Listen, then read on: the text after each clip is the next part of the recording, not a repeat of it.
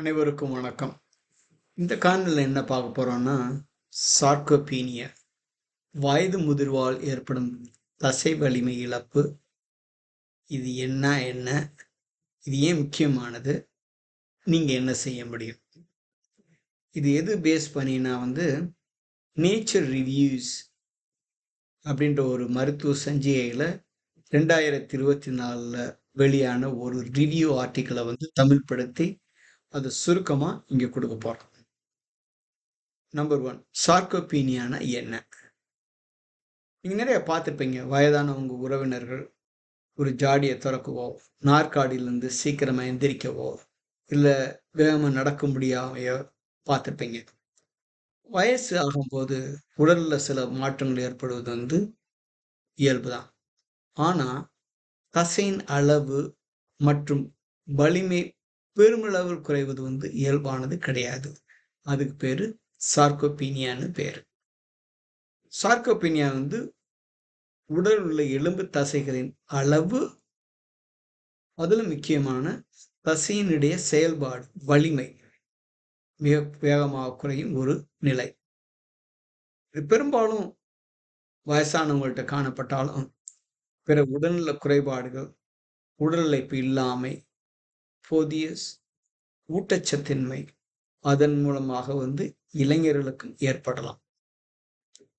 Sarcopenia ஒரு தீவிரமான பாதுகாப்பு கணிப்பது இப்போ சமீப காலமாகத்தான் 2016 தான் முதல் தடவையா இதுக்கு அதிகாரப்பூர்வமான நோய் குறியீடு என்று வழங்கப்பட்டது. அதுக்கு முன்னாடி சார்கோபீனியான்ற ஒரு டயக்னோசிஸே கிடையாது.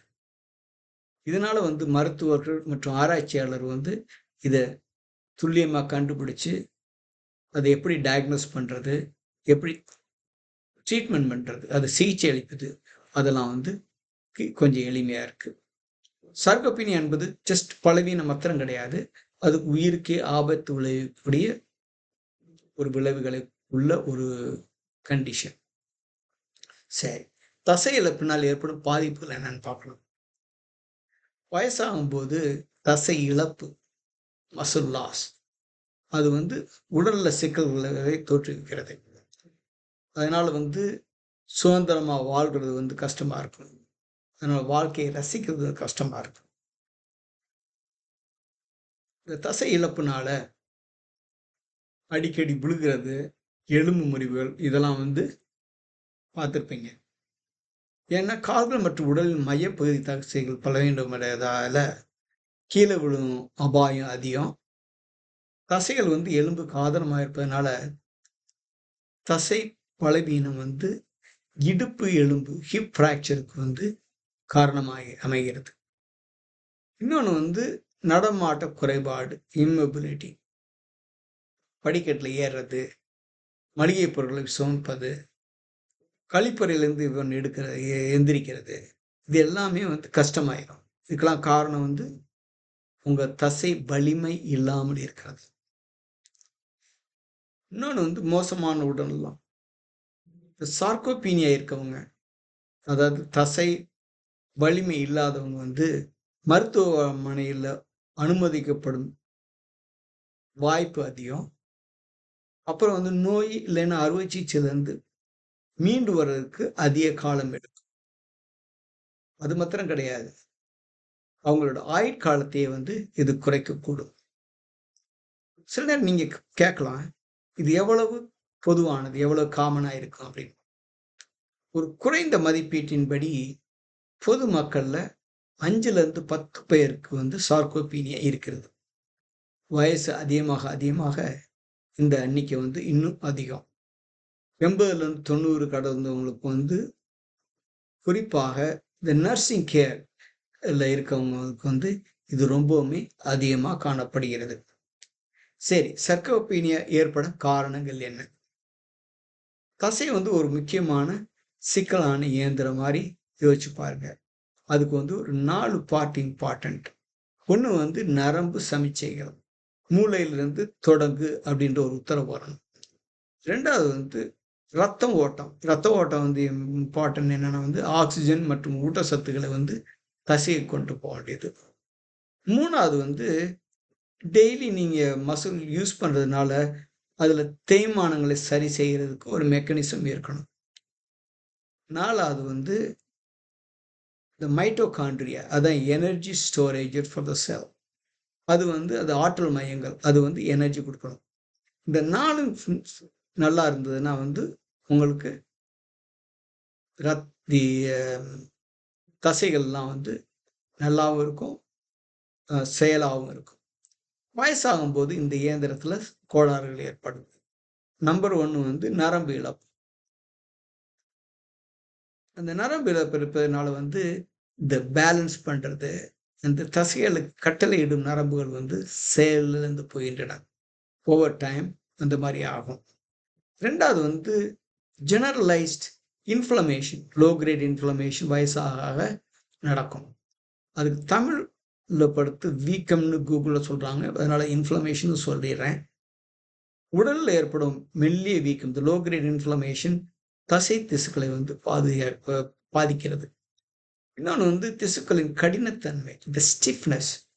தசைகளை சுற்றியுள்ள திசுக்கள் வந்து அந்த நெகிழ்வுத்தன்மையை இழந்து போகிறது. அதுவும் வந்து இந்த தசைகளினுடைய ஸ்ட்ரென்த், இந்த வலிமையை வந்து பாதிக்கிறது. இன்னும் வந்து வளர்ச்சிதை மாற்றங்கள். தசை செல்கள் வந்து உணவை ஆற்றலாக மாற்றுவதில் அதோட திறனும் குறைவாகுது. வயசாக ஆக இது எல்லாமே நடக்கும். இதுல வந்து சில பேருக்கு வந்து இயல்பாகவே பாதிப்பு ஏற்படும் வாய்ப்பு அதிகம். அது வந்து ஜெனட்டிக்ஸ் இல்லைன்னா மரபணுக்கள் மூலமா நடக்குதுன்னு சொல்றாங்க. ஆனா மிக முக்கியமான காரணம் என்னன்னா வாழ்க்கை முறை மாற்றங்கள். என்னென்ன வாழ்க்கை முறை மாற்றங்கள் அப்படின்னு பார்த்தீங்கன்னா, உடல் உழைப்பு இல்லாமை, இன்னொன்று வந்து தவறான உணவு முறை மற்றும் நாள்பட்ட நோய்கள். என்னென்ன நோய்? இதய நோய், நீரிழிவு நோய், புற்றுநோய். இதெல்லாம் வந்து தசை இழப்பை வந்து விரைவுபடுத்துகின்றன. சரி, எப்படி வந்து சார்கோபீனியா வந்து டயக்னோஸ் பண்றது? இதனை கண்டறிய மருத்துவர்கள் வந்து 3 முக்கியமான அளவீடுகளை பயன்படுத்துகின்றனர். அதுல ஒன்று தசை வலிமை, அதான் முக்கியமான அறிகுறி. அது வந்து டைனமோமீட்டர் அப்படின்ற ஒரு கருத்தையை பயன்படுத்தி கைப்பிடிவின் ஹேண்ட் கிரிப் ஸ்ட்ரென்த்தை வந்து கண்டுபிடிக்கிறாங்க. இந்த கிரிப் ஸ்ட்ரென்த் கம்மியாக இருந்தாவே வந்து உங்களுக்கு எதிர்காலத்தில் உடல் குறைபாடு ஏற்படும் அபாயம் அதிகமாக இருக்குன்னு அர்த்தம். 2வது வந்து தசை அளவு, சைஸ். உடல் உள்ள தசை அளவை கணக்கிட வந்து bio electrical impedance analysis, BAA அப்படின்ற ஒரு கருவி, இல்லைன்னா டிஎக்ஸ்ஏ ஸ்கேன், அந்த மாதிரியான கருவிகள் வந்து பயன்படுத்தலாம். 3வது வந்து உடல் செயல்பாடு. எப்படி உங்கள் தசைகளை வந்து சிறப்பாக பயன்படுத்துகிறன்றதுக்கு சில சோதனைகள். ஒன்று வந்து நடை வேகம், குறுகிய தூரத்தில் எவ்வளோ ஃபாஸ்ட்டாக நடக்கிறீங்கன்ற பொறுத்து. இன்னொன்று வந்து நாற்காலி சோதனை, சேர் ஸ்டாண்ட். நாற்காலியிலேருந்து 5 முறை எந்திரிச்சு உட்கார்றதுக்கு எவ்வளோ நேரம் எடுத்துக்கிறீங்கன்ற பொறுத்து. 3வது வந்து டக் சோதனை. அப்படின்னா என்னென்னா, ஒரு நாட்கள்லேருந்து எந்திரிச்சு 10 அடி நடந்துட்டு மீண்டும் வந்து உட்கார்றது டைம். இந்த 3ஐயும் பண்ணீங்கன்னா இது வந்து உங்களுடைய உடல் செயல்பாடை வந்து நிர்ணயிக்கும். வலிமை மற்றும் தசை அளவு 2 குறைவாக இருந்ததுன்னா உங்களுக்கு சார்கோபீனியா வியாதி இருக்குன்னு அர்த்தம். அதோடு சேர்ந்து உடல் செயல்பாடும் குறைவாக இருந்ததுன்னா உங்களுக்கு தீவிர சார்கோபீனியா இல்லைன்னா சிவியர் சார்கோபீனியா இருக்கிறதாக அர்த்தம். சரி, இப்போதைக்கு என்ன செய்ய முடியும்? நல்ல செய்தி என்னன்னா, சார்கோபீனியாவை வந்து குணப்படுத்த முடியும். இன்றுள்ள சிறந்த சிகிச்சை வந்து எதிர்ப்பு பயிற்சிகள். அப்படின்னா வந்து ரெசிஸ்டன்ஸ் எக்ஸசைஸ் இல்லைன்னா தசை வலுப்படுத்தும் பயிற்சிகள். எதிர்ப்பு பயிற்சிகள் தான் ரொம்ப முக்கியமானது. எதிர்ப்பு பயிற்சிகள்னா என்னது? எடை தூக்குதல், ரெசிஸ்டன்ஸ் பேண்ட் பயன்படுத்துதல், புஷ்அப்ஸ் இல்லைன்னா தண்டால் உட்கார்ந்து எழுதல், ஸ்குவாட்ஸ். இந்த மாதிரி பண்ணும்போது வந்து பயிற்சிகள் வந்து தசையை வந்து மீண்டும் வலிமையுள்ளதாகவும் அண்ட் சைஸும் அதிகமாகும். இதுக்காக நீங்கள் பெரிய பாடி பில்டர் ஆகலாம் அவசியம் இல்லை. வாரத்துக்கு 1 இல்லைன்னா 2 முறை பயிற்சி செய்வது வந்து நிறைய மாற்றத்தை உருவாக்கும். ஆனால் நீங்கள் பண்ணும்போது பாதுகாப்பான முறைகளை வந்து நீங்கள் கற்றுக்கொள்ளணும். அதுக்காக நல்ல ட்ரெயினர் இல்லைன்னா ஃபிசியோதெரப்பியோட உதவியை பெறுவது நல்லது. ஏன்னா நீங்கள் தப்பாக பண்ணீங்கன்னா அதனாலேயே வந்து தசை இன்ஜுரி வர்றதுக்கு சான்சஸ் அதிகம். 2வது வந்து ஊட்டச்சத்து. புரதச்சத்து வந்து மிக முக்கியம். சரியான புரதம் இல்லைன்னா தசையை உருவாக்க முடியாது.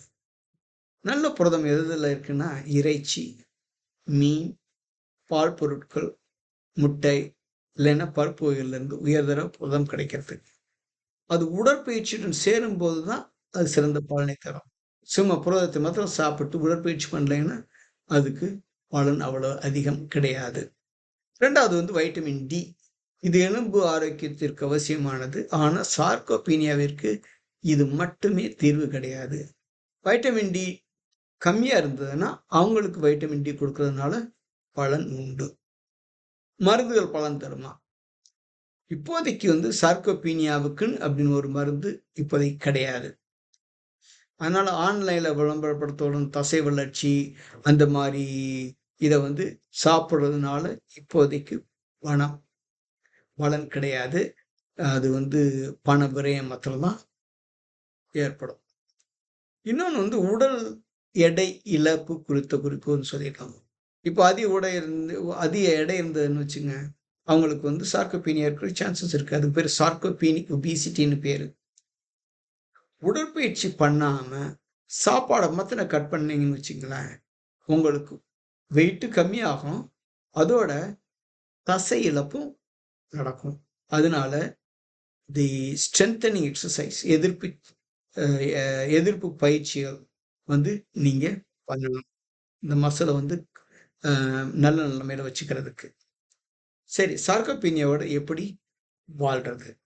சார்கோபீனியா என்பது உடல் மற்றும் சார்ந்த நிலை கிடையாது. அது ஒருவருடைய மனநிலையும் பாதிக்கிறது. ஏன்னா டக்குன்னு எந்திரிக்க முடியாது.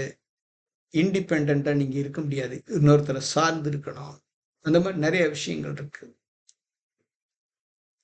அதுக்கு வந்து சில எப்படி வந்து எவ்வளவு சார்கோபீனியா இருக்கு அப்படின்னு கண்டுபிடிக்கிறதுக்கு ஒரு கொஸ்டினியர் வந்து கேள்வித்தாள் வந்து பயன்படுத்தப்படுகிறது. அதுக்கு பேரு SOT-QL அப்படின்னு பேரு.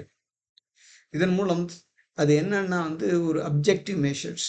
எப்படின்னா வந்து உங்களுக்கு மருந்து கொடுக்கும்போது எக்ஸசைஸ் பண்ணும்போது அதை முன்னாடி பண்ணிட்டு 1 மாசம் கழிச்சு 2 மாசம் கழிச்சு பார்க்கும்போது அதெல்லாம் இம்ப்ரூவ் ஆகுதா இல்லையான்னு கண்டுபிடிச்சுக்கலாம். இதோட எதிர்கால பார்வை. நிறைய ஆராய்ச்சிகள் நடந்துகிட்டு இருக்கு. இது நம்பர் 1 வந்து உலகளாவிய ஒருமித்த கருத்து வந்து எட்டப்படுத்தணும். இது எப்படி டயக்னோஸ் பண்றது? எப்படி ஒரே மாதிரியான வரையறை டயக்னோசிஸ்க்கு ஒரே மாதிரியான வரையறை எப்படி ட்ரீட் பண்றது, சிகிச்சை பண்றதுன்றதுக்கான கருத்து அதில் ஒர்க் பண்ணிக்கிட்டு இருக்காங்க. 2வது வந்து உயிரியல் புரிதல்.